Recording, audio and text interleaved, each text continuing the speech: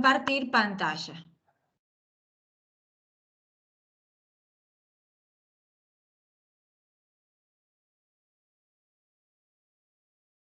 ¿Se ve? Sí, profe, se ve. Perfecto.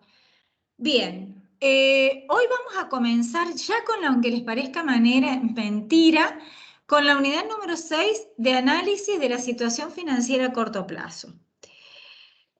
Y antes de comenzar a definir qué implica el análisis de la situación financiera a corto plazo, vamos a recordar en qué parte de la materia estamos, porque es muy importante, dado que ya hemos superado la etapa de planificación, ya hemos superado la etapa de los datos, ya hemos superado la etapa de adecuación, ya hemos superado porque ya la hemos estudiado, ya hemos charlado. Estamos en la etapa de análisis, donde ya hemos estudiado el instrumental de análisis en los niveles en los que se aplica, ya hemos charlado sobre la situación financiera de largo plazo, ya al día de hoy ustedes han visto el teórico y el práctico de la capacidad de pago de largo plazo y corresponde hoy analizar hoy el estudio de la capacidad de pago del corto plazo, que recibe el nombre de análisis de la situación financiera a corto plazo. ¿Y qué implica el estudio de una situación financiera? El estudio de una situación financiera implica el estudio de la suficiencia, miren cómo lo estoy diciendo, suficiencia de un patrimonio para cumplir con los fines del ente. Es decir, el estudio de la capacidad que tiene un ente de proveer los recursos necesarios para el funcionamiento del ente en adecuadas condiciones, como así también para atender las obligaciones que surgen del compromiso proveniente del desarrollo de su actividad. Cabe preguntarnos entonces, ¿qué tipos de patrimonio tenemos? Y tenemos dos tipos de patrimonio, uno de los cuales ya hemos estudiado, que es el capital de largo plazo, denominado patrimonio neto, y corresponde hoy analizar el capital del corto plazo, también denominado capital corriente, también denominado capital de trabajo o capital operativo. Entonces, y hay otra cosa que quiero rememorar. ¿Se acuerdan del estudio de las grandes masas? El que lo vimos en largo plazo y muchas veces parece como que fuera algo que corresponde solamente a largo plazo. No, también corresponde al corto plazo. Si ustedes recuerdan, el estudio del análisis de las grandes masas nos permite obtener una visión global acerca de la estructura financiera esencial del ente y la evolución de las mismas a través del tiempo. El estudio de las grandes masas patrimoniales, ¿qué implica? El estudio del activo, activo corriente no corriente, el del pasivo, corriente y no corriente, y el del financiamiento propio, es decir, el patrimonio neto.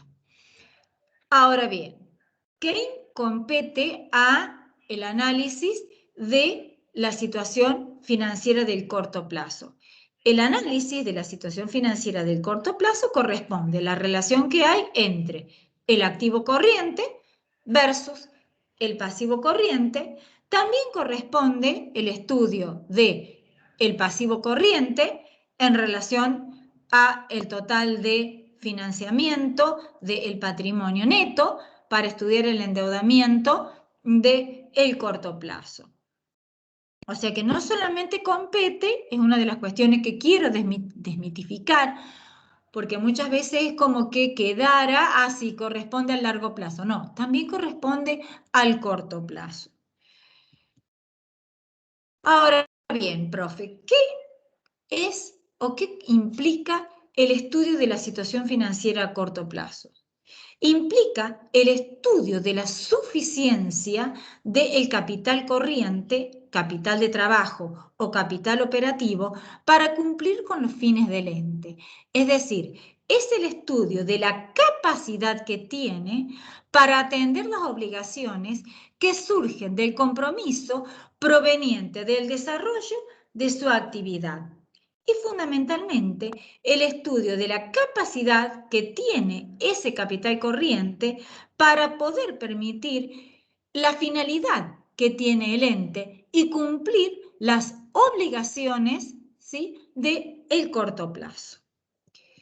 Ahora bien, si vamos a estudiar el capital corriente, capital de trabajo, capital operativo, tenemos que tener muy en claro cómo se conforma ese capital corriente, capital de trabajo o capital operativo. Es la diferencia entre el activo corriente y el pasivo corriente. Bien, ¿qué características tiene el activo corriente? El activo corriente, de acuerdo a la resolución técnica 8 y 9, está en función decreciente de la liquidez global, ¿verdad? En el caso de los pasivos, de acuerdo a su grado de exigencia, exponiendo primero los ciertos y luego los contingentes. ¿Qué vamos a incluir exclusivamente dentro del activo corriente? Y esto ya lo hemos visto y lo hemos retomado. Lo hemos visto cuando vimos la unidad número 3, ¿sí? Bien, ¿qué se incluye dentro de los activos corrientes? Los saldos de libre disponibilidad en caja y en bancos, otros créditos, otros activos, perdón, de conversión en dinero su equivalente que se estima se producirá dentro de los 12 meses siguientes a partir de la fecha de cierre de balance general. Los bienes consumibles y los derechos que evitarán erogaciones dentro de ese plazo de 12 meses a partir de la fecha de cierre de balance general y que obviamente no van a ser incorporados como activos inmovilizados. Aquellos activos que se destinarán a cancelar pasivos corrientes.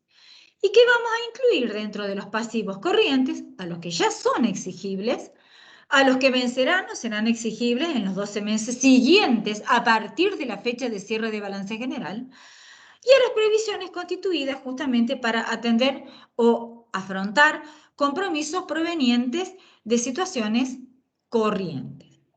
Obviamente que ustedes pueden preguntarse, profe, dentro de los activos corrientes, ¿podemos incluir algunos activos que se encuentran de carácter inmovilizado? Sí.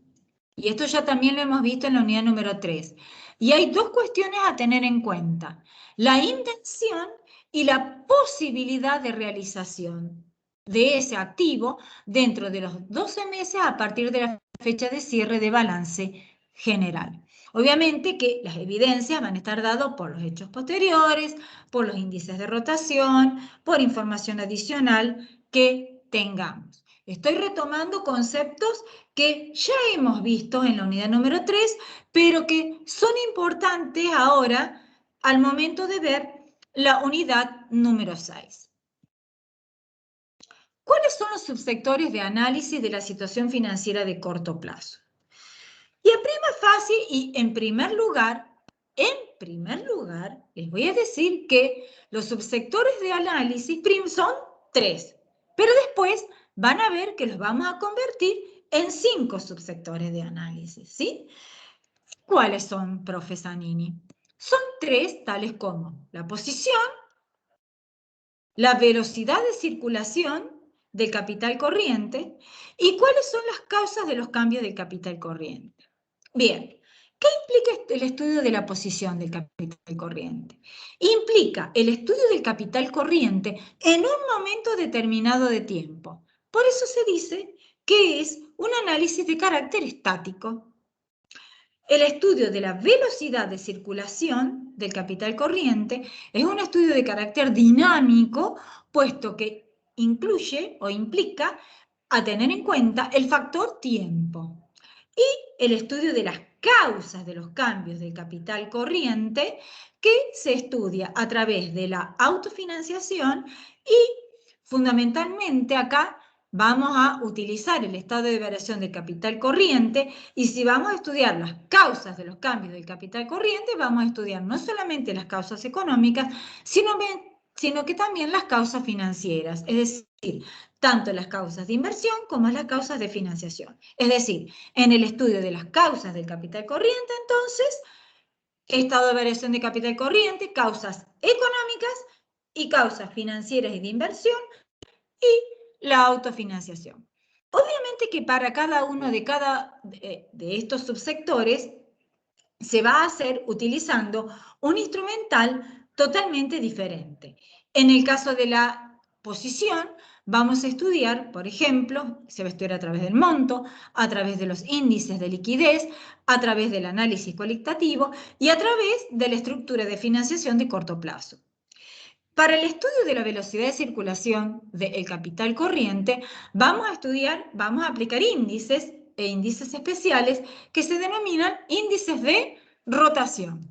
Y, como recién acabo de manifestar, para el estudio de las causas de los cambios de capital corriente, vamos a utilizar un índice que es la autofinanciación y el estado de variación del capital corriente.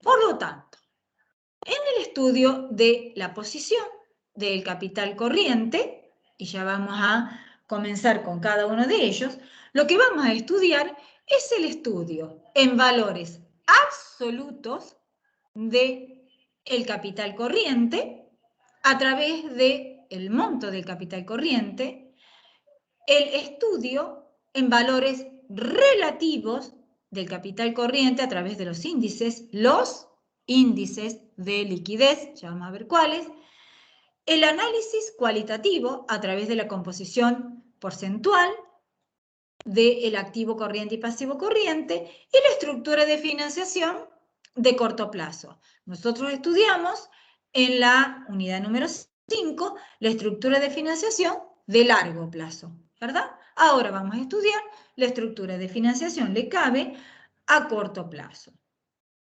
Bien, profe.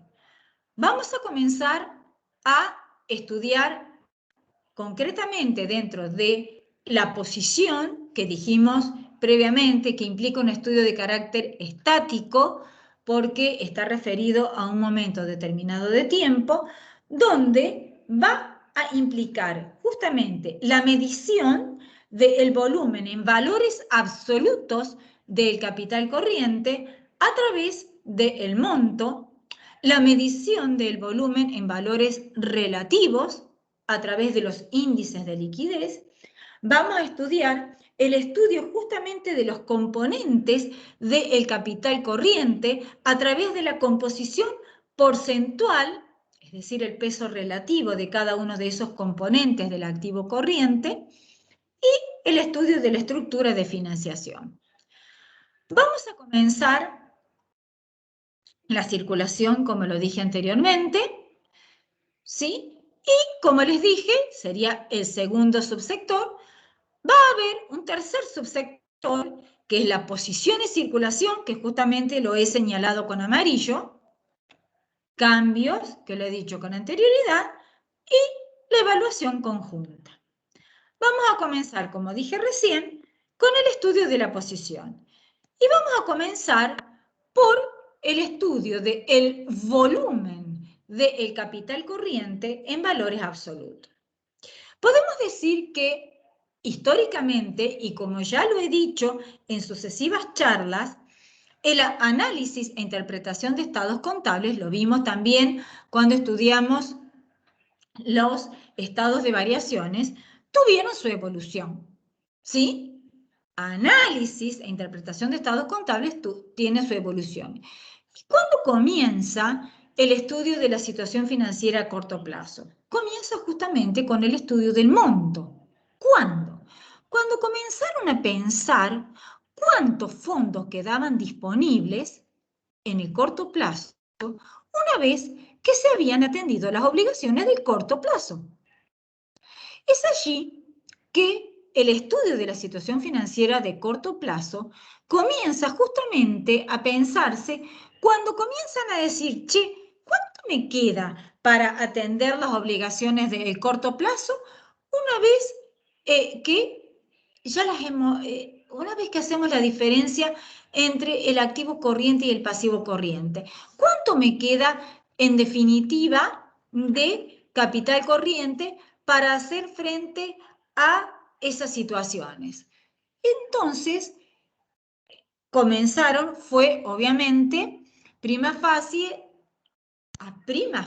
lo estoy diciendo, el monto, el que se valieron para determinar cómo era la situación financiera de corto plazo. Obviamente que ustedes pueden pensar ya que valiéndome solamente del monto para determinar cómo era la situación financiera de corto plazo, era algo totalmente insuficiente para poder determinar si la capacidad de pago de la empresa es buena o es comprometida o en su momento determinaron es suficiente o no, o cuánto les quedaba para atender las obligaciones una vez que se habían atendido las obligaciones del corto plazo, a ver cuántos les quedaba. Pensar en eso, obviamente que seguramente llevó a situaciones totalmente equívocas. Aquí, por ejemplo, tenemos un ejemplo del monto. Tenemos unas 4 empresas, A, B, C y D, y que de acuerdo, si nosotros nos atenemos a lo que es el monto, podemos decir que la empresa que mejor capacidad de pago tiene o en que mejor situación está, es la empresa número D, porque es aquella que tiene mayor monto para hacer frente a estas obligaciones del corto plazo. Pero, obviamente que con el transcurso del tiempo se dieron cuenta que el monto era insuficiente para poder tomar decisiones valiéndome solamente de esta herramienta. Cuidado, no estoy diciendo que el monto no sea importante. El monto es muy importante porque a mí me permite determinar cuál es la magnitud de las operaciones que yo estoy realizando. ¿Por qué es importante y me va a permitir a mí conocer cuál es la magnitud? Porque justamente el monto, es decir, el capital corriente, incluye todas las cuentas que van a ser a la actividad económica de la misma.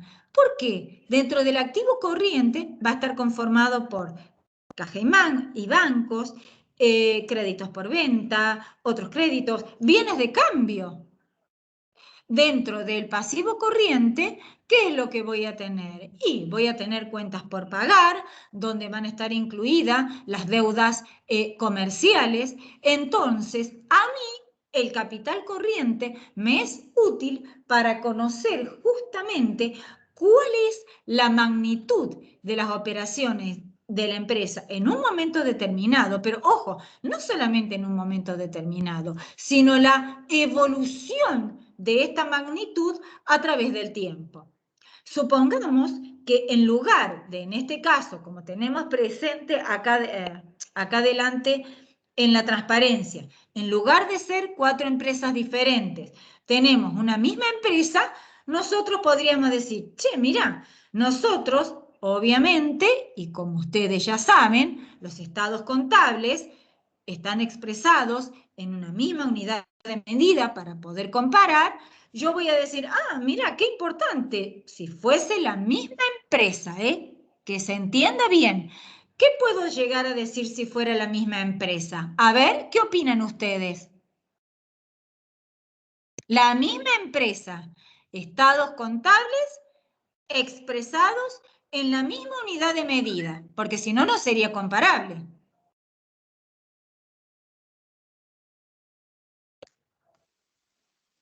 ¿Qué dirían ustedes? ¿En una mejor situación financiera, profe? Podríamos decir que estoy en una mejor, después ustedes me van a decir si estamos en una mejor situación financiera. Lo admito ahora porque es el primer instrumental que hemos visto.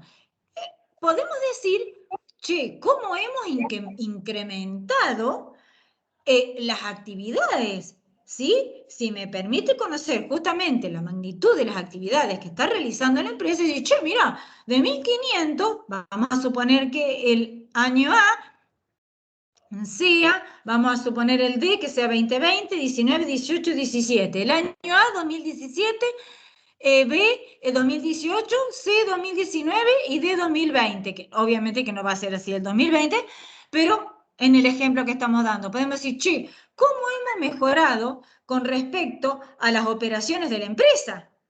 ¿Sí? ¿Cómo hemos evolucionado en la misma? ¿Sí? Favorablemente, porque hemos crecido, ¿verdad?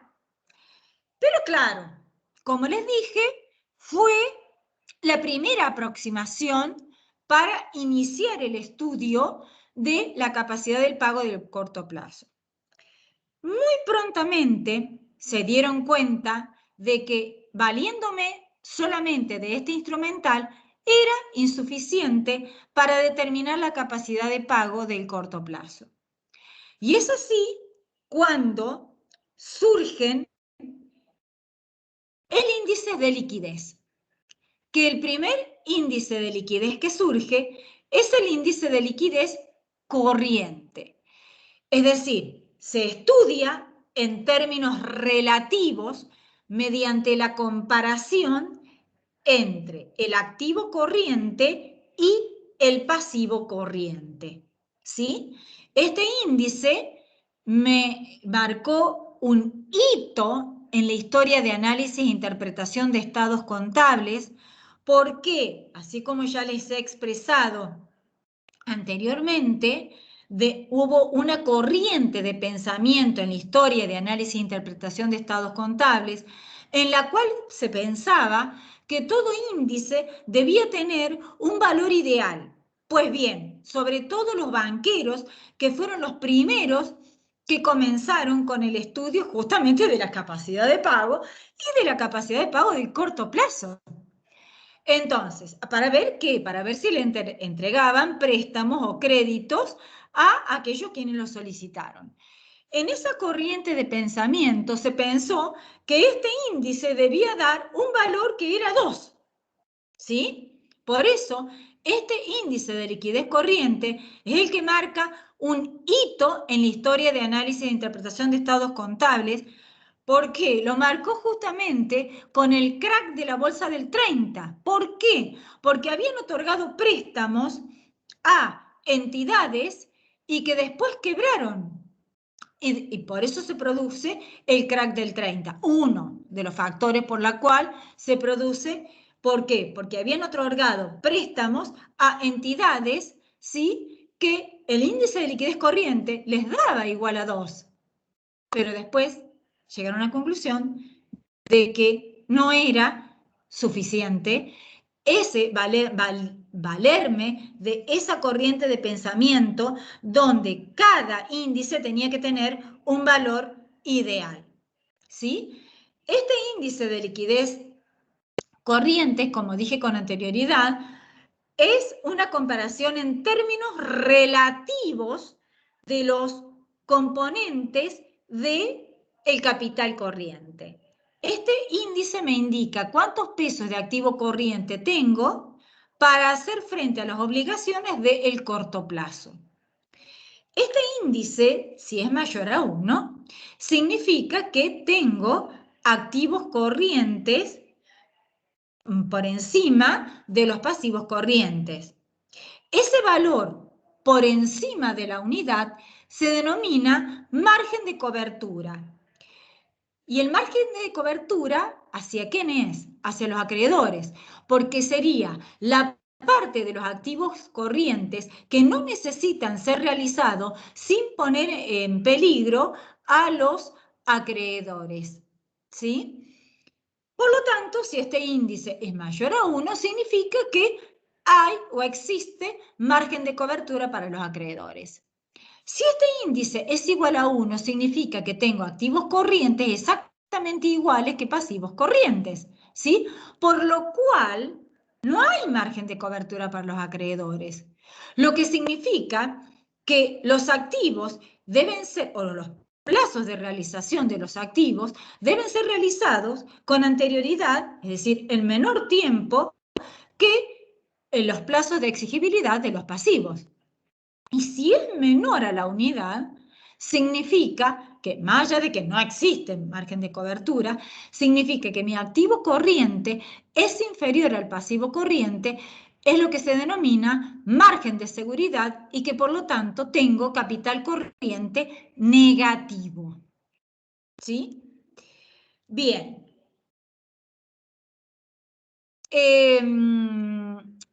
También tenemos frente al índice de liquidez seco prueba ácida.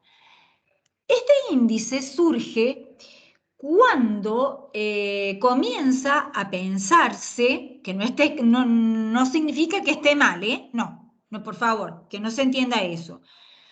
Puede ocurrir que dentro del activo corriente yo tenga empresas que por distintas circunstancias económicas o que sean políticas de las empresas, estoqueen. ¿Sí que estoqueen? Bienes de cambio.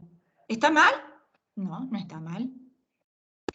Es decir, donde puede ocurrir que la mayor parte de los activos corrientes estén ante determinadas circunstancias conformado ese activo corriente por bienes de cambio.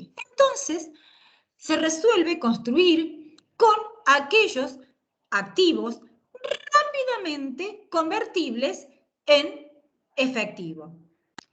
De esta manera se obtienen los activos rápidos, que surge de extraerle a los activos corrientes los bienes de cambio y construir un índice con los activos rápidos, la comparación entre los activos rápidos con las obligaciones del corto plazo. Este índice me indica cuántos pesos tengo de activos rápidos para hacer frente a las obligaciones del corto plazo. Con esta misma tesitura surge el índice de liquidez absoluta. Comparando, puede ocurrir alguna empresa que por cuestiones de situaciones económicas, ya que estamos en el hot side ahora, de vender a plazo o de vender a crédito. Con lo cual, en el afán de vender, tengamos muchas ventas a crédito. Entonces, se resuelve construir un índice de liquidez con aquellos activos líquidos, es decir, que permitan cancelar de manera inmediata las obligaciones del corto plazo. De esta manera se construye un índice en el cual se deducen los créditos por ventas y los otros créditos, quedándome conformado este índice de liquidez absolutos por caja y banco y por las inversiones transitorias. Bien.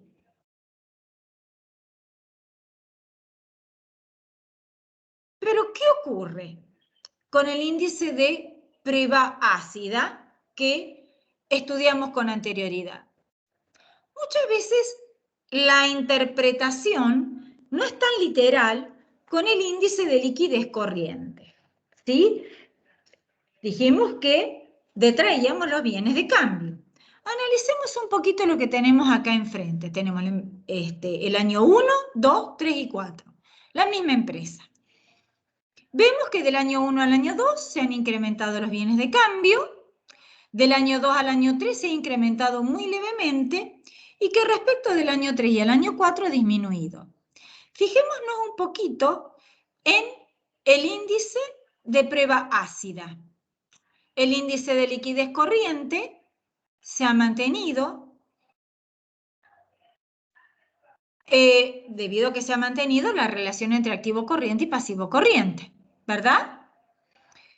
¿Qué pasa si miramos el índice de liquidez de prueba ácida? Ha disminuido. Y sí, podemos decir, bueno, ha disminuido porque han aumentado los bienes de cambio. Perfecto. ¿Qué pasa entre el año 2 y el año 3? El año 2 y el año 3, la relación entre el activo corriente y el pasivo corriente ha disminuido a 1. ¿Qué ocurre en relación a si relacionamos los bienes de cambio con el índice de prueba ácida? vemos que ha disminuido, pero en cuanto aumentó muy levemente el bienes de cambio, el índice de prueba ácida, ¿sí?, ha sufrido una disminución importante. Y más aún, fíjense si comparamos el año 3 y el año 4 en bienes de cambio, vemos que ha disminuido. ¿Y qué ha ocurrido con el índice de prueba ácida? Ha disminuido muy levemente. Muchas veces la interpretación de este índice de prueba ácida resulta un poco confusa. Es por eso que se resuelve construir un índice que es relacionar los activos rápidos con el activo corriente, ¿sí? De tal manera que me permita determinar que ante una disminución o un aumento de esos bienes de cambio, este índice se refleje de manera inmediata. Y el complemento va a ser la relación entre bienes de cambio sobre activo corriente. ¿Sí? Es así que vamos a ver que mientras uno va disminuyendo la relación entre la prueba ácida y el índice de liquidez corriente, que en definitiva son los activos rápidos con el activo corriente, la otra va aumentando. Nosotros, les aclaro, vamos a utilizar el índice de liquidez corriente.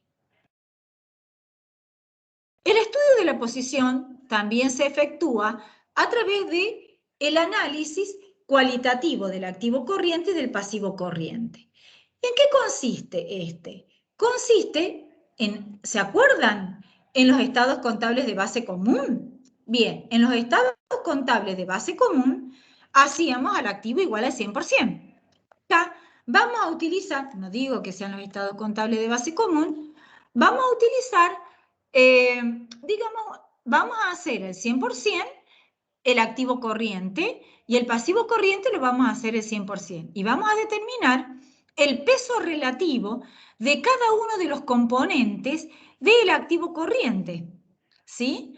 Vamos a determinar qué peso relativo tiene disponibilidad en relación al activo corriente, qué peso relativo tienen las inversiones en relación al activo corriente, créditos respecto del activo corriente y los bienes de cambio, ¿sí? Que como yo siempre utilizo una metáfora, que se entienda bien, es una metáfora, es más pesado, yo siempre le digo, ¿qué significa que sea más pesado? Es decir, se tarda un poco más en convertirlo en dinero en efectivo. ¿Por qué? Disponibilidades, ya es dinero, caja y bancos, ¿sí? Es totalmente líquido. Inversiones transitorias las puedo convertir en dinero efectivo. Los créditos por venta los puedo cobrar y sobre todo los créditos por venta corriente. Pero los bienes de cambio debo venderlos, es decir, debo realizarlos para convertirlo en bienes en efectivo. Entonces, frente a la comparación que tenemos, llegamos a la conclusión que la empresa más líquida es la empresa E. ¿Sí? ¿Por qué? Porque tiene el menor peso relativo de bienes de cambio. ¿Sí? Tiene apenas el 20%. La empresa A, ¿sí?, es aquella que es la menos líquida. ¿Por qué? Porque tengo, ¿sí?, el 60% de mis bienes de cambio formando parte de mi activo corriente.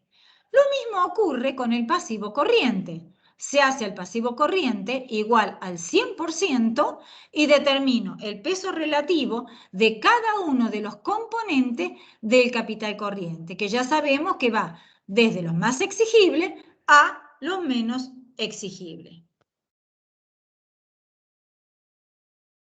Dentro de la posición también vamos a estudiar la estructura de financiación. Índices que ustedes ya conocen, pero ahora son del corto plazo. Es decir, vamos a estudiar el endeudamiento de corto plazo. Es decir, la relación en términos relativos entre el pasivo corriente y el patrimonio neto. Es decir, cuántos fondos prestados por terceros tengo, me indica por cada fondo aportado por los propietarios. El efecto palanca, que implica la comparación entre la rentabilidad del capital permanente y la rentabilidad económica, que me indica la conveniencia económica de tomar o mantener fondos del corto plazo. Y por último, la tasa de interés promedio pagada por el pasivo de corto plazo, que es la relación entre los resultados financieros y por tenencia del corto plazo. Yo acá les he colocado gastos financieros del corto plazo, porque era muy largo, me quedaba, sobre el pasivo corriente promedio. Recuerden, ¿sí?, que acá estoy relacionando un elemento, es decir, un componente que es dinámico, ¿sí?, con un componente de un estado estático, es decir, un componente de un estado dinámico, como son los resultados financieros y por tenencia del pasivo, juntamente el corto plazo, con un componente pasivo corriente proveniente de un estado de carácter estático. ¿Qué implica el estudio de la circulación? El estudio de la circulación implica el estudio de la velocidad de los flujos de ingreso de fondos, es decir, la circulación del activo corriente, y el estudio de la velocidad de los flujos de egreso de fondos, es decir, la circulación del pasivo corriente. Ahora bien, cuando nosotros ahora hablamos del estudio de la velocidad de circulación del activo corriente y del pasivo corriente, es un estudio de carácter dinámico, ¿sí? Y hay una cuestión que debemos fundamentalmente tenerla muy presente, que el capital corriente no solamente es necesario para cubrir, digamos, las diferencias de los plazos de realización del activo y los vencimientos de los pasivos, sino que fundamentalmente el capital corriente nos va a permitir compensar las diferencias de velocidades entre los flujos de ingreso y egresos de fondos. Este estudio de la circulación del capital corriente, nosotros lo dije con anterioridad ya, lo vamos a hacer a través de unos índices que reciben el nombre de índices de rotación. Los índices de rotación miden con qué velocidad los activos corrientes se transforman en efectivo para hacer frente a las obligaciones del corto plazo y con qué celeridad los pasivos corrientes deben ser atendidos. Es por eso que se dice que la circulación incluye el factor tiempo. ¿Por qué estamos diciendo esto? Porque estos índices de rotación pueden ser expresados en términos de veces en que un hecho tarda en acaecer desde que se inicia, hasta que finaliza, o el tiempo en que un hecho acaece desde que inicia hasta que finaliza. ¿Qué estoy queriendo decir? Estos índices de rotación pueden ser expresados en veces o pueden ser expresados en tiempos. Es decir, las velocidades de los flujos de fondos generados por las operaciones económicas de un ente pueden expresarse como velocidad o como tiempo en que tarda un hecho en acaecer. Yo lo voy a dar con un ejemplo. A ver, es lo mismo decir que los créditos por venta tardo en cobrarlos 4 veces por año que decir que los cobro cada 90 días. ¿Me explico? Estoy diciendo exactamente lo mismo. ¿Por qué? Porque la velocidad en que tardan los hechos en acontecerse, ¿sí?, requieren de un tiempo, porque si no, todo acontecería en el mismo momento. ¿Me explico? Es por eso que se dice que la velocidad de un flujo es igual a 1 sobre el periodo de espera. Y lo vamos a ver con algunos ejemplitos. El primer ejemplo que vamos a ver es aquel en el cual hay un flujo continuo de fondos, es decir, la velocidad del flujo de ingresos es exactamente igual a la velocidad del flujo de egresos, con lo cual, en ausencia de otros factores, no es necesario capital corriente. ¿Sí? Se compra, se vende, se paga, se cobra, se compra, se vende, se paga, se cobra. Todo al contado, por supuesto, ¿sí? El flujo de fondos es continuo, es continuo, es continuo. Es lo mismo, por ejemplo, en el caso de un canillita, ¿sí? Que cobra, es decir, ¿qué hace? Va, retira los diarios, los paga, los vende, ¿sí? Los cobra y los devuelve. Eso es lo que hacen los vendedores de diario, no digo los kioscos, los vendedores, los canillitas que venden en la calle, por ejemplo. ¿Sí? Tienen un flujo continuo de fondo. No es que ustedes le dicen, ah, mira, te pago el diario mañana. No, te lo tenés que pagar en el momento. ¿Está? Ahora, ¿qué velocidades? Ya comenzamos a incluirles periodos de espera. Por ejemplo, en el caso de la existencia de un periodo de stock. En este caso ya los flujos de fondos ya no son continuos. En este caso, el flujo de ingreso, el flujo de ingreso de fondos sigue igual. ¿Sí? De la misma manera. Pero ¿qué pasa con el flujo de ingreso de fondos? Se torna más lento. ¿Por qué? Porque hay un tiempo en que la mercadería permanece en stock.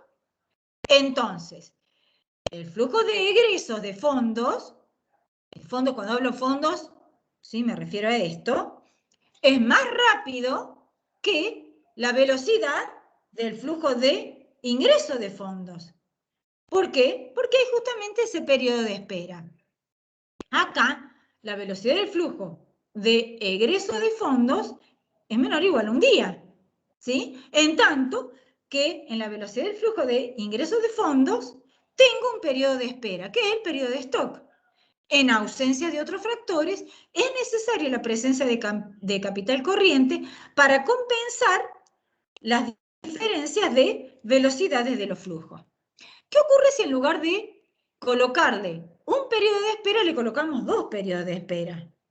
¿Sí? A la velocidad del flujo de ingreso de fondos. Le colocamos el periodo de stock y el periodo de espera del plazo de cobranza.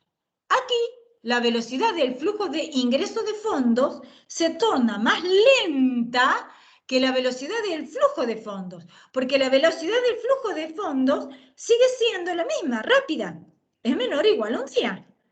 ¿Sí? Pero ¿qué ocurre con la velocidad del flujo de ingreso de fondos? Tiene 2 periodos de espera, el periodo de stock y el plazo de cobranza. En ausencia de otros factores, es necesaria la presencia de capital corriente. Ahora, ¿qué pasa si yo a la velocidad del flujo de egreso de fondos le coloco un periodo de espera que es el periodo de pago de las deudas? Y ahí es así, van a tener que entrar a jugar para ver si necesito o no capital corriente, las diferencias de velocidades de los flujos de ingreso y de egreso de fondos. ¿Por qué? Porque la velocidad del flujo de ingresos de fondos me va a quedar expresado como 1 más el periodo de stock, también llamado plazo de almacenamiento, y periodo de cobranza, en tanto que la velocidad del flujo de ingresos de fondos por el periodo o plazo de pagos. ¿Qué pasa? Si las velocidades son iguales, teniendo en cuenta el punto 3, o si la velocidad del flujo de ingreso de fondos es mayor a la velocidad del flujo de fondos, es decir, que me entra plata más rápido, estoy diciendo, no es necesaria la presencia de capital corriente. Ahora, ¿qué pasa a la inversa? Si la velocidad del flujo de ingreso de fondos es menor, o sea que es más lento que la velocidad del flujo. Cuando digo que es mayor, significa que es más rápida, y cuando digo que es menor, digo que es más lento. Quiero hacer esta aclaración porque es muy común esa confusión, ¿sí? Cuando digo que es más lenta la velocidad del flujo de ingreso de fondos a la de los egresos de fondos, cuando es más lenta, en ese caso voy a necesitar de capital corriente. ¿Para qué? Para financiar justamente y compensar la diferencia de la velocidad de los flujos de ingreso y de egreso de fondos, ¿sí? Ustedes tienen que tener en cuenta que la realidad es esta, que vamos a tener plazos de almacenamiento, que vamos a tener llamados periodos de stock, que vamos a tener periodos de pago y que vamos a tener plazos de créditos para cobranza de los créditos de las ventas que efectuáramos. Vamos a tratar de ir desde una operación a n operaciones, ¿sí?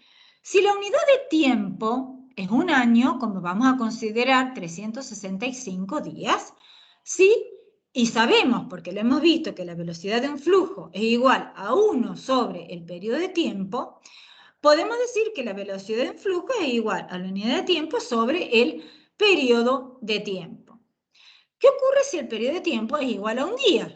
Por lo tanto, la velocidad de un flujo, haciendo la fórmula, nos da igual a 365 veces por año, que es el ejemplo que hemos dado con anterioridad en el caso de El Canillita. ¿Qué ocurre si en un periodo de tiempo yo realizo una operación? ¿Sí? En una unidad de tiempo voy a realizar n.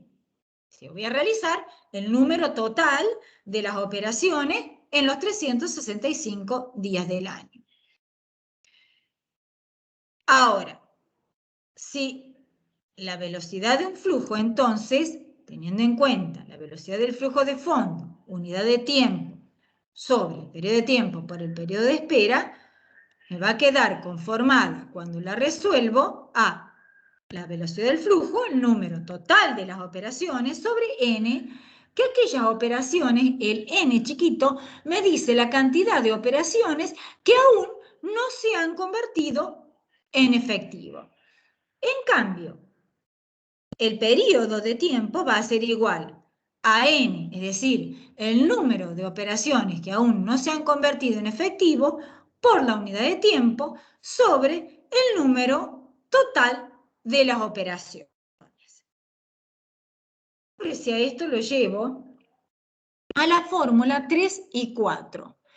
La velocidad de un flujo de fondo va a quedar igual a, dijimos que yo lo puedo expresar en veces o en periodos de tiempo.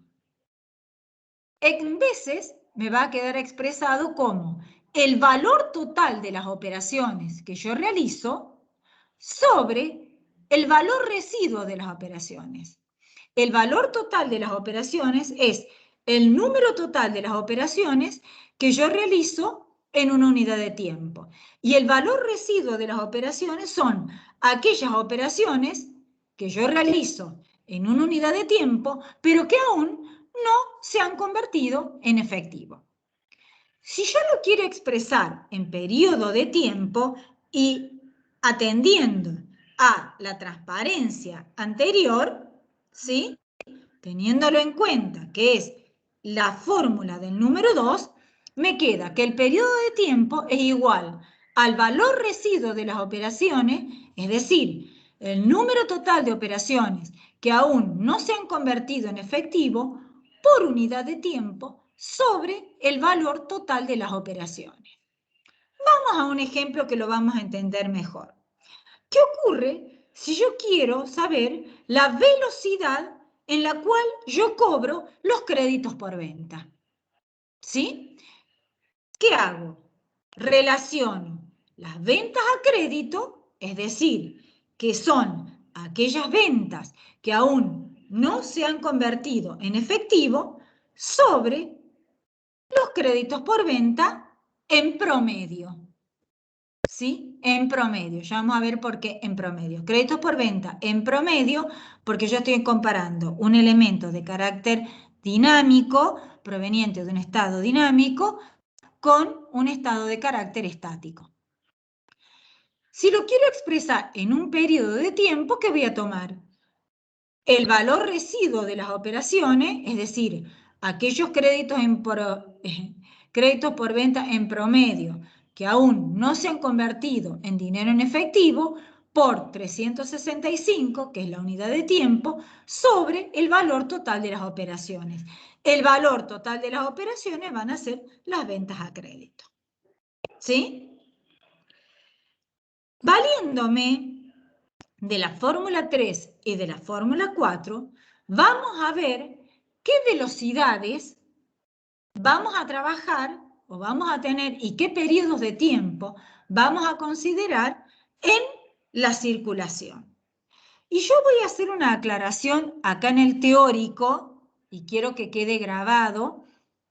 Yo en la fórmula, en la transparencia que sigue a continuación, le he incluido que un factor en el IVA, que no lo hemos incluido en el práctico para que sea un poco más sencillo y no tenga tanto número. Quiero que quede grabado y esta aclaración, ¿sí? Porque ese valor total de las operaciones, ¿sí? Tiene que tener incluido el IVA para comparar términos, ¿sí? De carácter homogéneo. ¿Está claro? Vuelvo a repetir, este valor total de las operaciones debe tener incluida el IVA. ¿Sí? Yo en el teórico lo he incluido, pero en el práctico, para que no sea tanto número y sea más rápido obtener el instrumental, no va a estar incluido. Para que mañana no se tomen con esa sorpresa. Ahora bien, ¿qué características tienen que tener o qué implica la representatividad de un índice de rotación? La representatividad de un índice de rotación me indica la fidelidad con la que se mide la verdadera velocidad de un flujo de fondos. ¿Y por qué puede ser afectada esa representatividad? Esa representatividad puede ser afectada por distintos factores. En primer lugar, por la estacionalidad que exista. Mientras más estacional sea o exista en determinados productos, menos representativo puede ser el índice de rotación. Mientras más periodos de tiempos divergentes existan, menos será representativo ese índice de rotación. Mientras más diferencias puede haber entre los valores monetarios de las operaciones del año, menos representativo será el índice de rotación. Al contrario, menos estacionalidad exista, más representativo será el índice. Mientras menos periodos de tiempos divergentes existan, más representativo será el índice. Y mientras menos diferencias entre los valores existan, entre el valor monetario en un año, más representativo será este índice de rotación.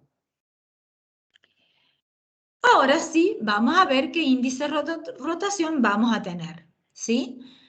Y acá lo podemos expresar en velocidades o en periodos de tiempo.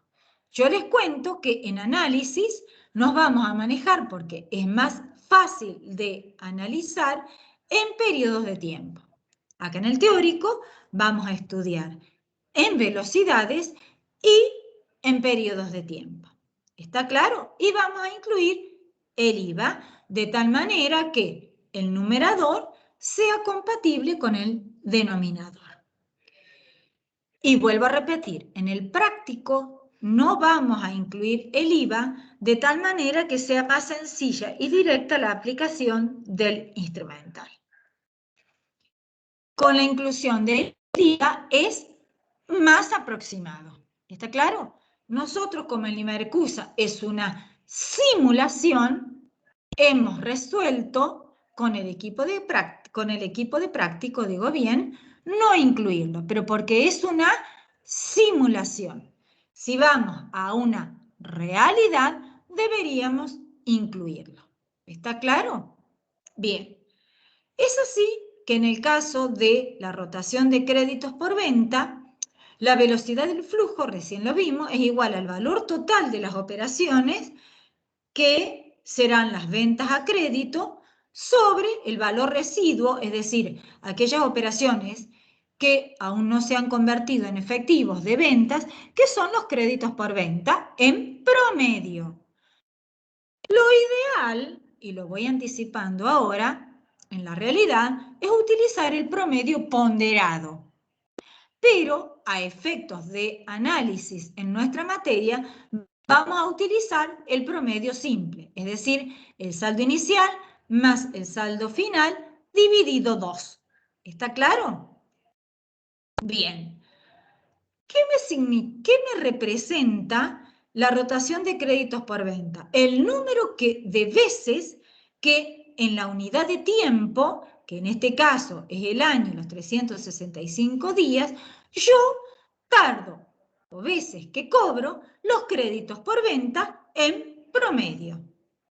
Si yo lo quiero expresar en días, es decir, en periodo de tiempo, me va a indicar la cantidad de días en que yo tardo en cobrar mis créditos por venta en promedio. Por lo tanto, su fórmula es créditos por venta promedio, recuerden que es comparo un elemento estático con un elemento dinámico, en este caso el valor residuo de las operaciones proviene de un estado estático, que es créditos por ventas, con un componente de un estado dinámico, que es el valor total de las operaciones, que son las ventas a crédito. Y ustedes pueden decirme, profe Zanini, ahí dice ventas, correcto. Muchas veces no se puede obtener, sobre todo si somos analistas externos, las ventas a crédito. Entonces, ¿qué hacemos? Trabajamos con las ventas totales, como lo vamos a trabajar en Imercusa. ¿Qué hacemos? Hacemos un supuesto que se distribuyen de manera homogénea, tanto las ventas a crédito como las ventas totales, las tengo distribuidas de manera homogénea durante la unidad de tiempo, que son los 365 días en el año. ¿Sí? También tenemos la rotación de bienes de cambio, ¿sí? La rotación de bienes de cambio, también llamado duración de stock o también llamado plazo de almacenamiento, me va a indicar el número de veces que los bienes de cambio son vendidos en el ejercicio, ¿sí? Que relaciona el valor total de las operaciones, es decir, es las ventas al costo, con el saldo promedio de bienes de cambio. En periodos de tiempo, esto me va a dar la duración de stock, o también llamado plazos de almacenamiento, que me indica la cantidad de días en que los bienes de cambio permanecen dentro de la empresa, desde que son comprados hasta que son vendidos. Esto es una empresa de carácter comercial. ¿Qué pasa en una empresa industrial? Y en una empresa industrial como es Imercusa, vamos a tener el periodo correspondiente a las materias primas, es decir, desde que la materia prima es comprada hasta que ingresa al proceso productivo, vamos a tener el periodo de tiempo correspondiente a la producción en proceso, es decir, desde que la materia prima ingresa y se inicia el producto en proceso hasta que este producto en proceso finaliza y sale como producto terminado, y luego el periodo correspondiente a los productos terminados, es decir, desde que se convierten en productos terminados hasta que son vendidos. La suma de esos tres a mí me va a dar por resultado, ¿sí?, a la duración del stock en una empresa comercial. Para eso, nosotros, al estar en una empresa industrial, vamos a tener, si estamos hablando de materia prima, si estamos hablando de producción en proceso, y si estamos trabajando hablando de productos terminados, vamos a tener que trabajar con lo que vimos en costos, que es el estado de costo, ¿sí? Vamos a rememorar vamos a rememorar de dónde obteníamos los valores, ¿sí? Es así que, como vimos recién, vamos a necesitar el consumo de materia prima. Rememorando costos, ¿sí?, que ustedes ya lo han visto, y por si no lo tienen muy fresco, para obtener el consumo de la materia prima, que es el valor total de las operaciones, porque recordemos que estamos en la rotación de materias primas o la duración de stock de materia prima, desde que la materia prima ingresa a la empresa hasta que ingresa a la producción en proceso, yo necesito el consumo de la materia prima. Esa va a ser el valor total de las operaciones, que lo voy a comparar con la rotación del stock de la materia prima. ¿Sí? Por lo tanto, ese consumo de materia prima, ¿sí?, es lo que va a ser el valor total de la materia. Y la materia prima, ¿sí?, va a ser aquella materia prima en promedio que aún no se ha incorporado a ese proceso productivo, sino que permanece. Por lo tanto, voy a obtener materia prima promedio, saldo inicial más saldo final dividido por 2. Vuelvo a reiterar, si soy puntilloso, lo ideal es obtener el promedio ponderado. Si yo quiero saber la duración de stock de esta materia prima, ¿qué hago? Materia prima, o sea, si voy a la rotación, si quiero ver el número de veces, ¿qué hago? El valor total de las operaciones, que es el consumo de la materia prima, sobre el valor residuo de las operaciones, que constituyen la materia prima promedio. Que si quiero saber la duración de stock de materia prima, ¿qué hago? Materia prima promedio, saldo inicial más saldo final lo divido por 2, por 365 sobre el consumo de la materia prima, y como dije con anterioridad, lo ideal es sumarle el IVA. ¿Qué ocurre con la producción en proceso? Sigamos recordando el estado de costos. A ese consumo de la materia prima, yo tengo que sumarle y restarle los gastos de fabricación, sumarle la mano de obra directa, la existencia inicial de productos en procesos, menos la existencia final de productos en procesos. ¿Para qué? Para obtener el costo de los productos terminados. Este costo de los productos terminados va a ser el valor total de las operaciones, que yo lo voy a necesitar obtener, ¿para qué? Para sacar justamente el valor residuo de las operaciones de la producción en proceso, donde voy a tomar ese costo de los productos terminados, que es el valor total de las operaciones, sobre el valor residuo de las operaciones en promedio. Lo cual, si lo quiero expresar en tiempo, yo voy a obtener la duración del ciclo productivo.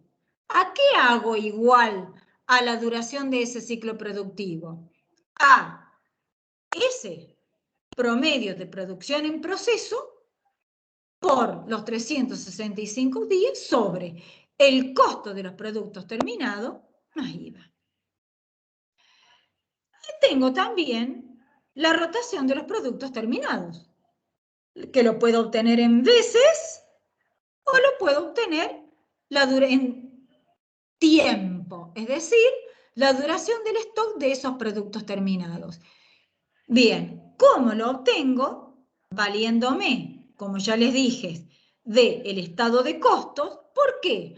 A este costo de productos terminados, ¿qué tengo que hacer? Sumarle la existencia inicial de productos terminados y restarle la existencia final de productos terminados, obteniendo el costo total de las operaciones, el costo de venta, que es el valor total de las operaciones, que lo voy a comparar con los productos terminados, existencia en promedio, para obtener de esta manera, ya sea la velocidad o el flujo de fondo o la rotación de ese producto terminado, o, como lo vamos a tratar en análisis, la duración de stock en días, la duración de stock, la duración del ciclo productivo, la duración del stock de la materia prima, la duración de stock y periodo de cobranza la obtengo en días, ¿sí? La duración en días de ese stock de ese producto terminado. ¿Cómo lo hago? Obteniendo productos terminados en promedio, saldo inicial más saldo final, lo divido por 2, por 365 sobre costos de venta más IVA. Y vamos a tener otra rotación. No nos estamos olvidando del gráfico que vimos. ¿Qué es la rotación de las deudas comerciales? Que es el otro periodo de espera. ¿Sí? ¿Y qué me indica?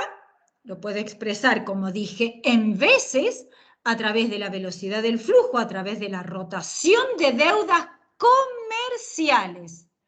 Ojo al piojo, como siempre digo. Todas las deudas que yo he aplicado a la compra de bienes de cambio. Por eso le llamo deudas comerciales, ¿sí? Si yo tengo una deuda bancaria que la he aplicado a una compra de un bien de cambio, ¿la debo tener en cuenta, profe? Sí.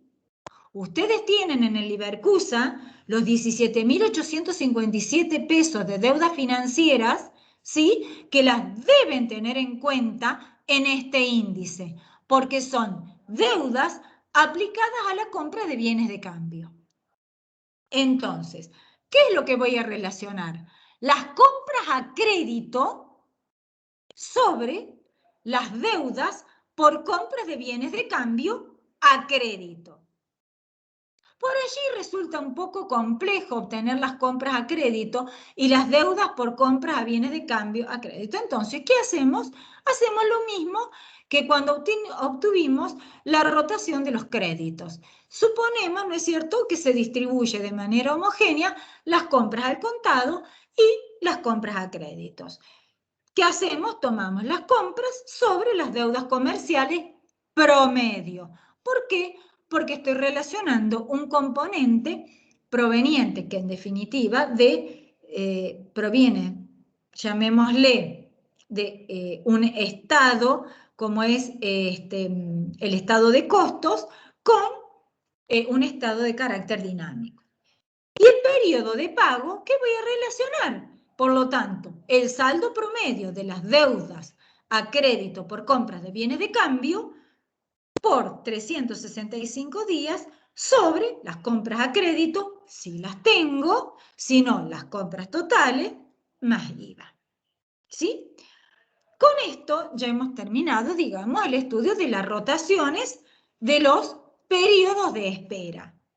Pero hay un ciclo que es llamado ciclo operativo bruto, que es un periodo de espera que me indica el tiempo en que tardan los bienes de cambio en convertirse en efectivo. Y ese tiempo se expresa como el plazo de cobranza más la duración de stock. El ciclo operativo bruto, vuelvo a reiterar, me indica la cantidad de días en que tardan en convertirse en efectivo los bienes de cambio. ¿Sí? Ya van a ver en el teórico, cuando lo lean, que dicen que es un poco la inversa de la velocidad del flujo de ingreso y que es igual a 1 sobre plazo de cobranza más la duración de stock. Pero como nosotros lo vamos a ver en días, sumamos plazo de cobranza más duración de stock. ¿Qué ocurre en una empresa industrial?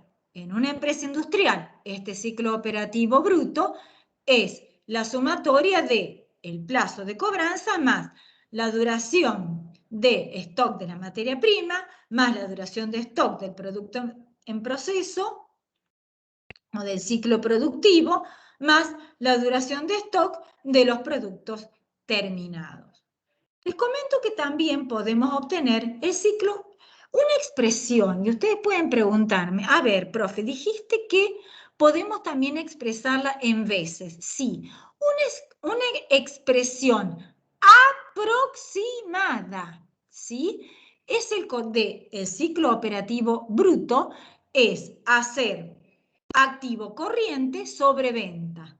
Es una expresión aproximada de el ciclo operativo bruto en veces. ¿Está? Quiero que quede claro.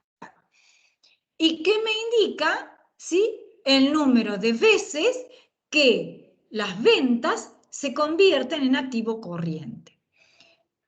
Podemos tener también un ciclo operativo neto, que es sustraerle al ciclo operativo bruto el plazo de pago.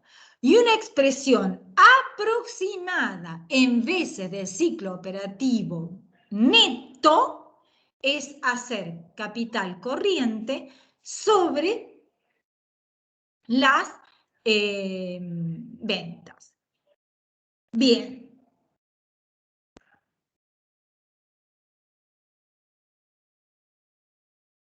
Vamos a comenzar ahora con otro de los subsectores, que es el de posición y el de circulación. Este subsector podemos decir que es un subsector muy, pero muy importante. ¿Por qué? Nosotros hasta ahora, o hasta recién, hemos estudiado que de acuerdo, y también lo hemos dicho, que el capital corriente, de acuerdo a la necesidad, podemos decirlo así, iba a ser o no necesaria la presencia de capital corriente de acuerdo a la diferencia de velocidades que teníamos entre los flujos de ingreso y los flujos de egreso de fondos. A ver, si la velocidad de los flujos de ingreso de fondos es igual, vamos a suponer, a la velocidad de los flujos de egreso de fondos, en principio parecería que no es necesaria la presencia de capital corriente, sino en ausencia de otros factores, ¿verdad? ¿Qué pasa? Como lo vimos recién, si la velocidad del flujo de ingreso de fondo es más lenta que la velocidad del flujo de egreso de fondo, pareciera que es necesaria la presencia de capital corriente. Ahora, ¿qué pasa si la velocidad del flujo de ingreso de fondos es más rápida que la velocidad del flujo de egreso de fondos? En ese caso, en ausencia de otros factores, no es necesaria la presencia de capital corriente. Ahora, hay un índice que justamente se encuentra en el tercer subsector de análisis, que es posición y circulación, que es el índice de liquidez teórica.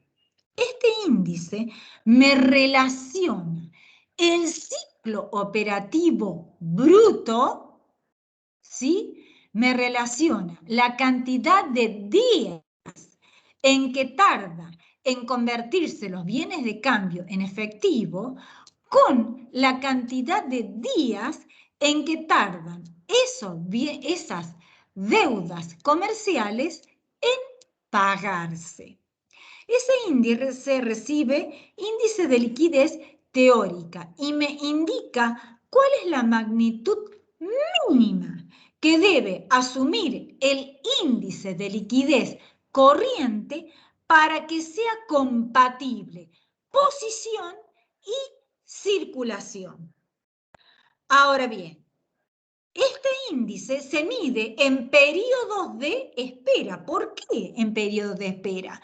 Porque relaciona justamente el ciclo operativo bruto con, que es un periodo de espera, con el plazo de pagos.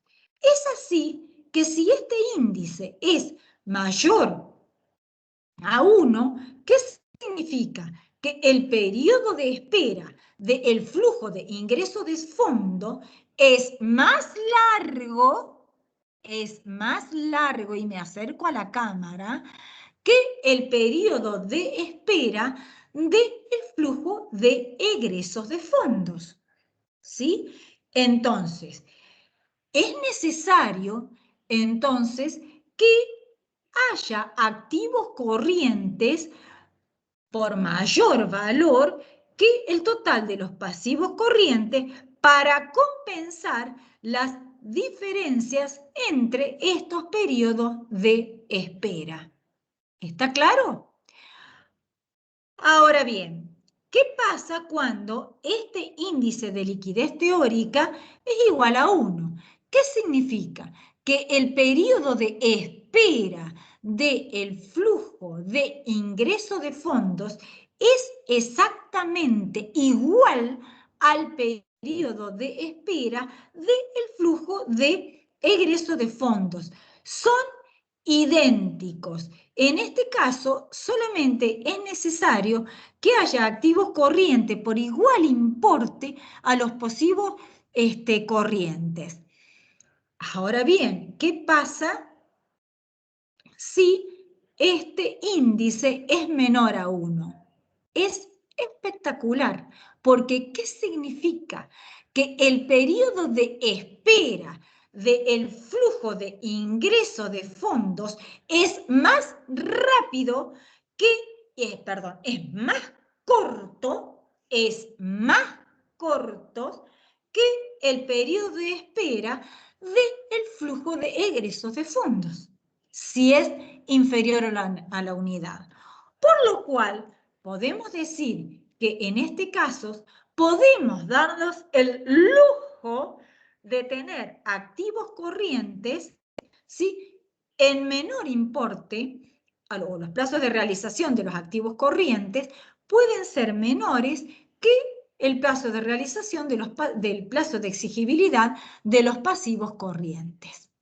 Es decir, puedo darme el lujo de tener, no es lo ideal, por supuesto, pero puedo darme el lujo de tener hasta un capital corriente de carácter negativo.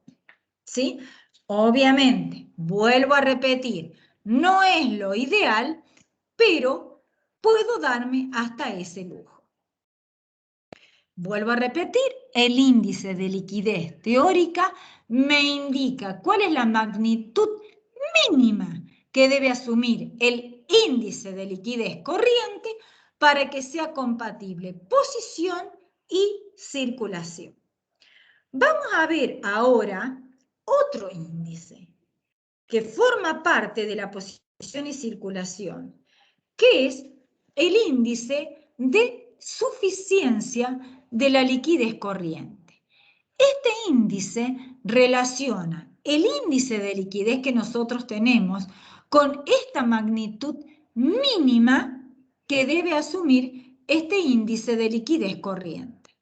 Si este índice de suficiencia de liquidez corriente es superior a la unidad, significa que el índice de liquidez corriente es mayor al índice de liquidez teórica, con lo cual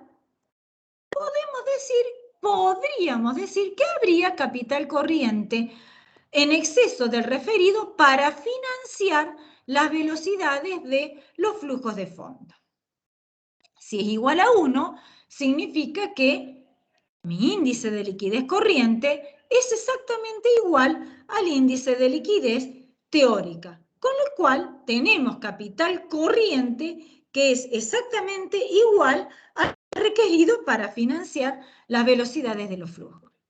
Ahora, ojo al piojo acá. Si este índice de suficiencia es inferior a la unidad, significa que mi índice de liquidez corriente es inferior a la magnitud mínima requerida para que sea compatible a posición y circulación. En este caso, está faltando capital corriente para atender a los requerimientos de la financiación de las velocidades de los flujos de los fondos. ¿Sí? Bien, vamos al otro subsector, el subsector de los cambios. Para este subsector de los cambios, vamos a necesitar un estado que lo hemos estudiado, que es el estado de variación en el capital corriente. Y acá vamos a trabajar con las causas económicas, tanto en sentido histórico como proyectado, es decir, la capacidad de autogeneración de fondos proveniente de la actividad económica de la empresa, los famosos fondos provistos por las operaciones, y las causas financieras, o también llamadas causas de inversión y de financiación. ¿Sí? Acá se va a estudiar cómo se han aplicado, y eso es muy importante esta parte, cuando hacemos la interpretación, cómo se han aplicado esa capacidad de autogeneración de fondos provenientes en la actividad económica. ¿Qué destino se le ha dado a esa capacidad proveniente de la autogeneración de fondos? Sumamente importante. Bien, ¿qué otro índice vamos a trabajar? La autofinanciación a corto plazo. Esta implica la relación entre la capacidad de autogeneración proveniente de la actividad económica, que les traemos del estado de variación de capital corriente, con el activo corriente. Este me va a indicar en qué medida el activo corriente es sustentado por el proceso económico para hacer frente a las obligaciones del corto plazo. Aplicando y yendo a una mayor profundidad de análisis,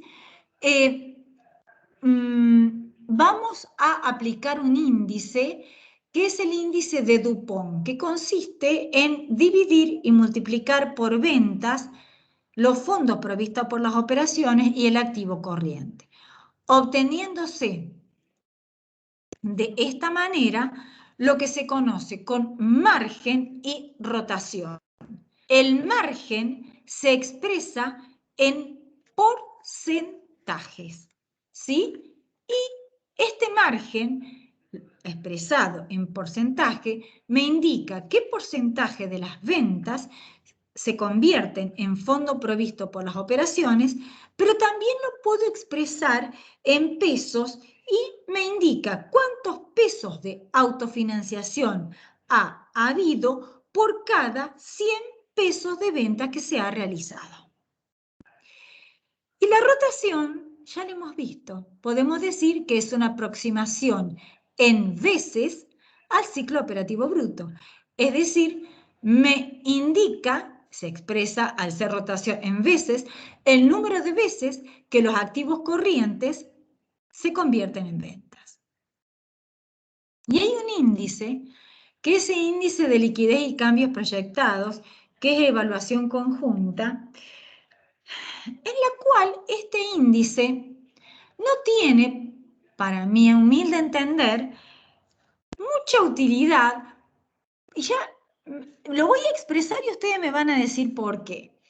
Porque este índice lo que hace es comparar el activo corriente y el pasivo corriente con las variaciones que el activo corriente y el pasivo corriente ha tenido durante el ejercicio. Con lo cual, este índice de liquidez corriente y cambio proyectado significa proyectar hacia el futuro cuál será el índice de liquidez corriente si se mantienen las variaciones que se produjeron en este ejercicio.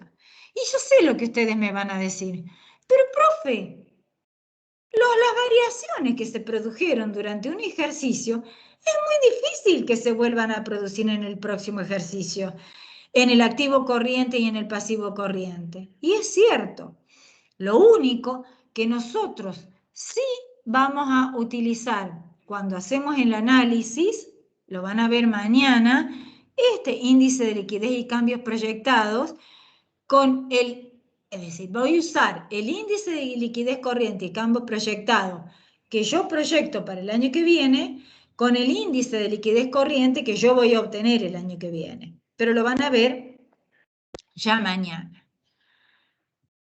Hay dos aspectos a considerar que son los gastos anticipados y el índice de control del índice de liquidez corriente. No hay mucho para decir. Los gastos anticipados, ¿sí?, siempre van a formar parte del activo corriente, es decir, si yo anticipo y realizo un gasto, es decir, que lo pago con anticipación, ¿sí?, va a formar parte del activo corriente y fundamentalmente dentro del activo rápido. ¿Sí? ¿Por qué? Y porque va a formar parte, va a ser un crédito para mí.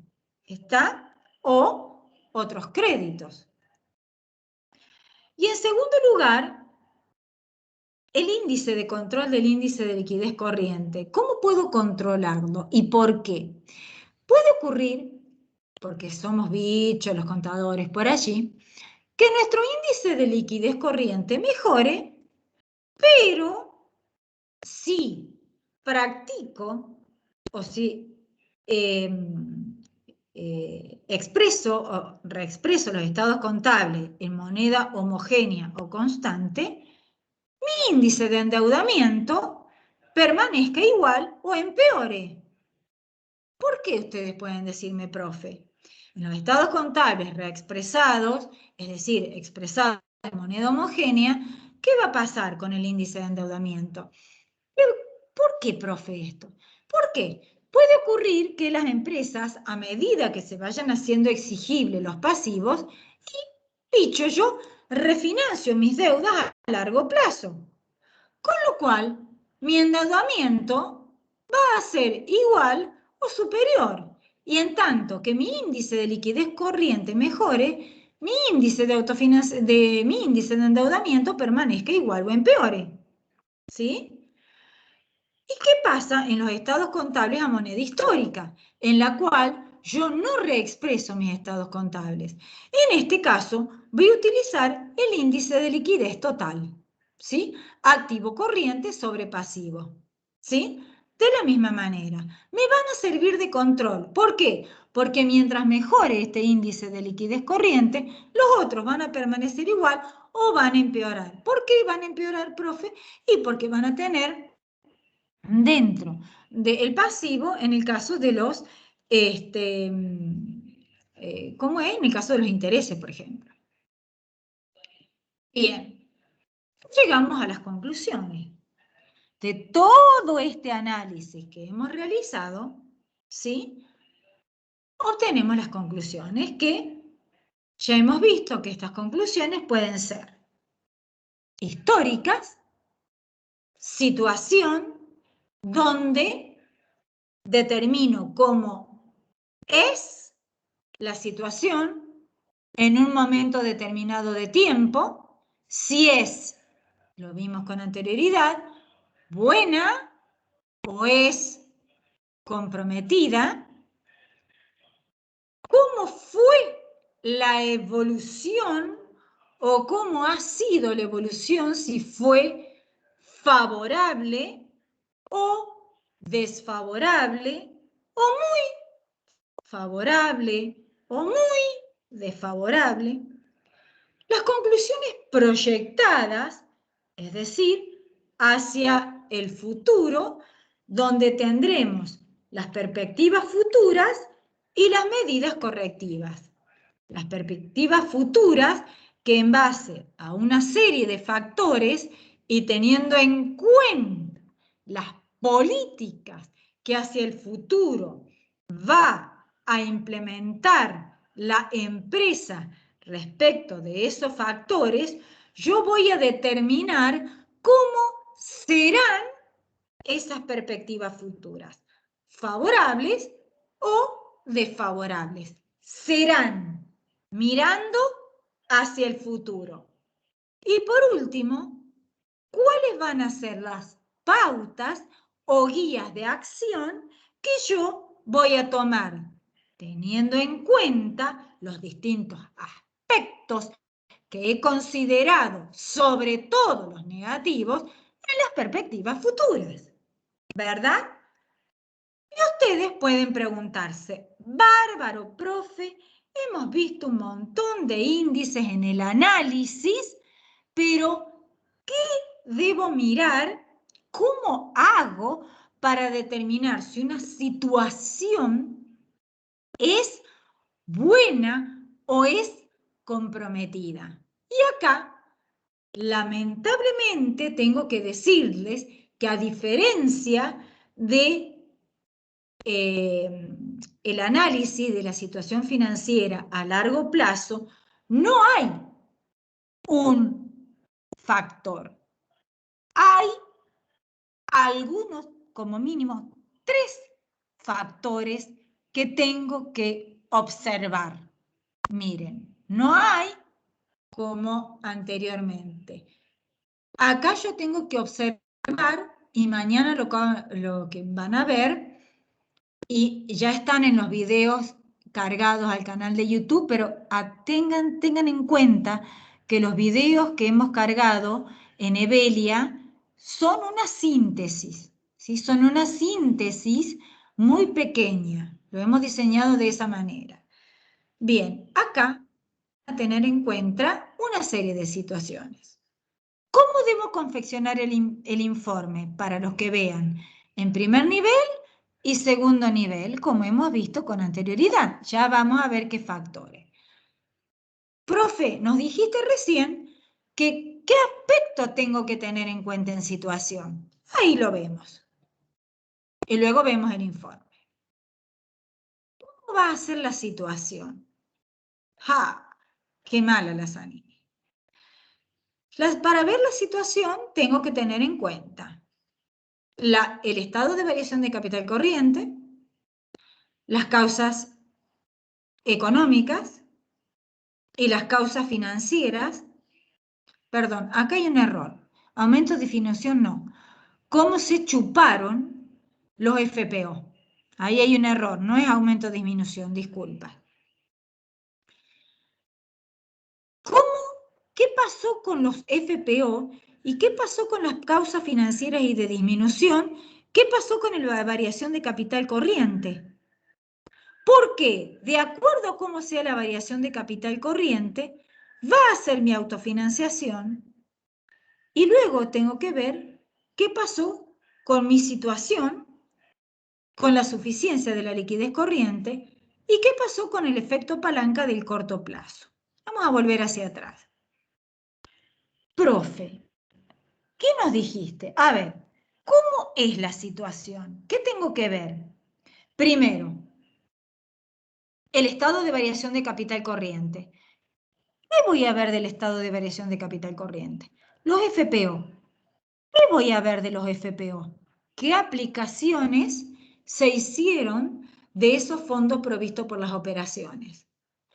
¿Y qué aplicaciones se pueden haber hecho? Y puede haber ocurrido que las causas financieras, ¿sí?, de disminución son mayores, en un momento, mayores a las de aumento o me absorbieron parte de la mayoría de las causas financieras de aumento y me tocaron los FPO, haciendo que mi variación de capital corriente es negativa.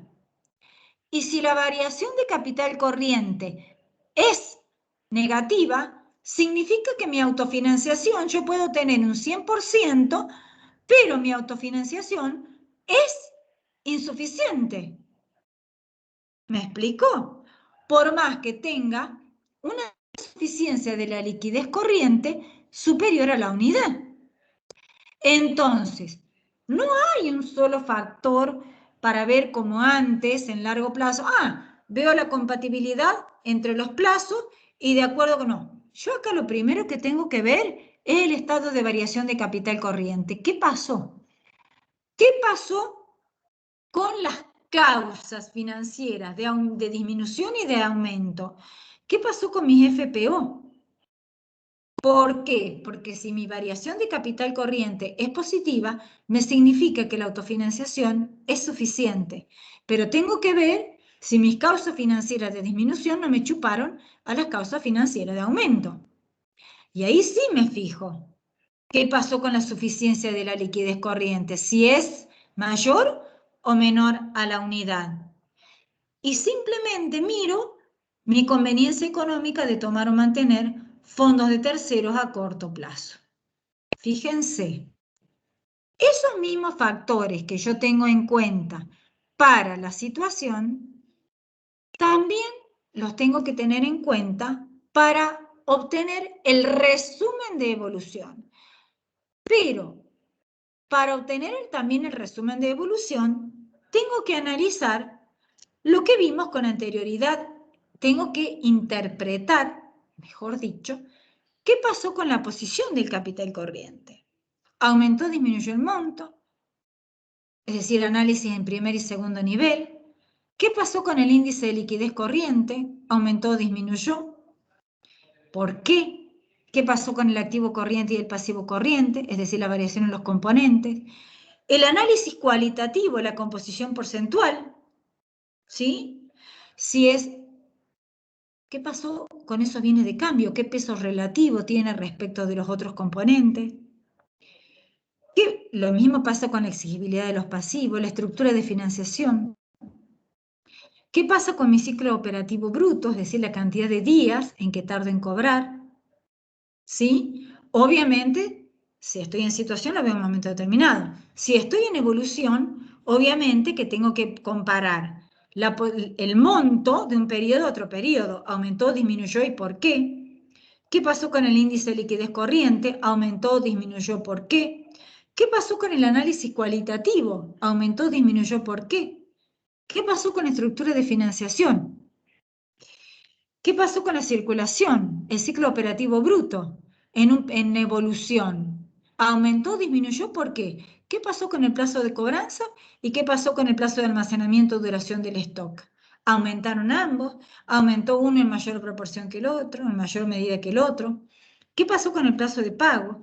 ¿Qué pasó con la magnitud mínima requerida para que sea compatible composición y circulación? ¿Qué pasó con el índice de suficiencia de la liquidez corriente? ¿Se aumentó o disminuyó? Es decir, ¿qué pasó con la liquidez corriente y qué pasó con la liquidez teórica? ¿Qué pasó con las causas de los cambios? Los FPO, las causas económicas, las causas financieras. ¿Qué pasó con la autofinanciación? ¿Con el margen y la rotación? ¿Qué pasó con la evaluación conjunta? Y ahí sí armamos el resumen de evolución. Y ahí en el resumen de evolución, ¿qué vamos a tener en cuenta? Permítanme. La evolución, acá sí, fue o ha sido, y tengo en cuenta los mismos factores. ¿Qué pasó con las causas financieras y de inversión? ¿Aumentaron o disminuyeron? ¿Qué pasó con la variación del capital corriente?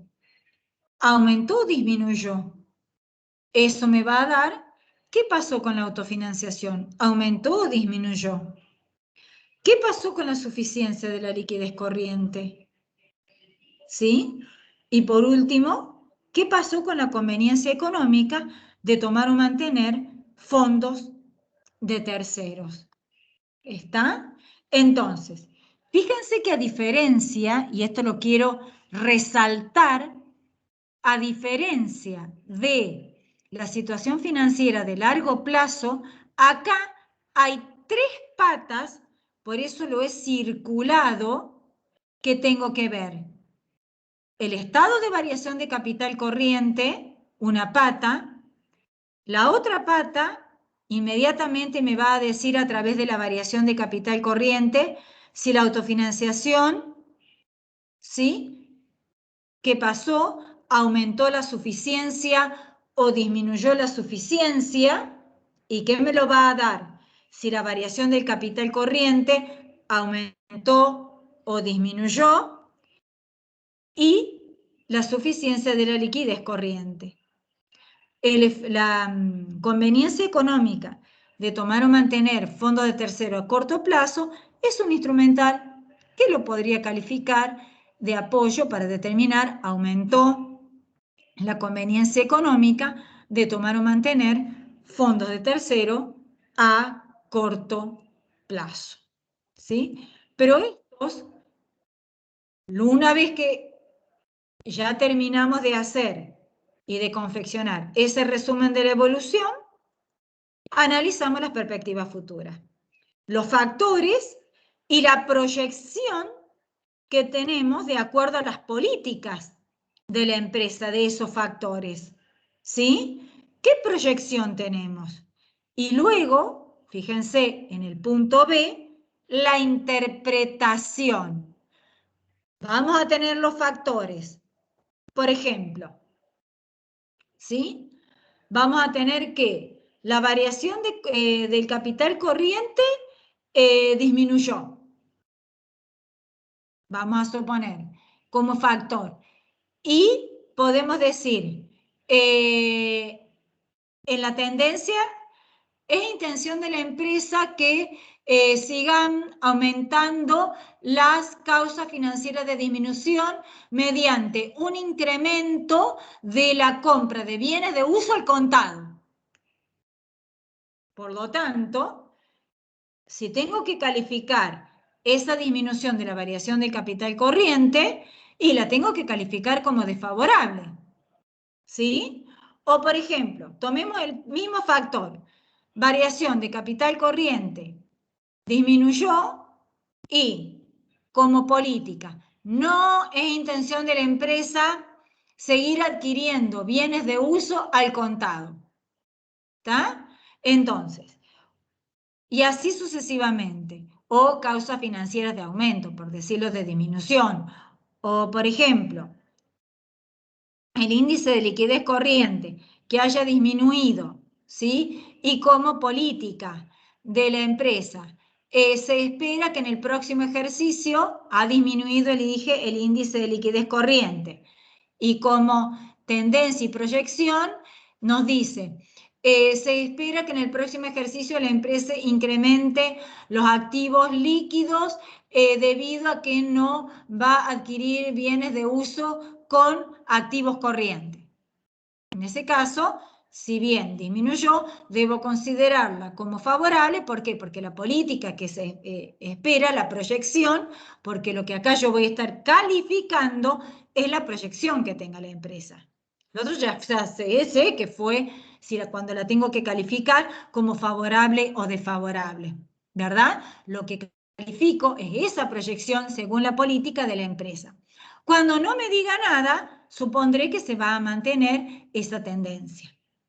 Y por último, las medidas correctivas, que son las pautas o guía de acción que yo voy a sugerir para corregir los distintos factores preferentemente negativos que se produjeron durante ese periodo de tiempo, es decir, de tal manera de corregirlos.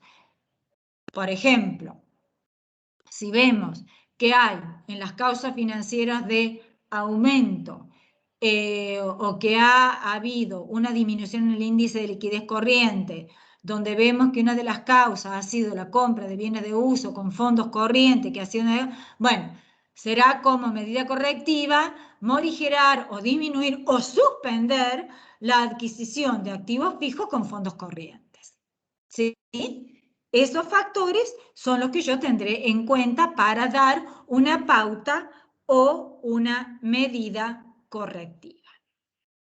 Bueno, podemos decir que con esto hemos finalizado el estudio el estudio teórico de la situación financiera de corto plazo.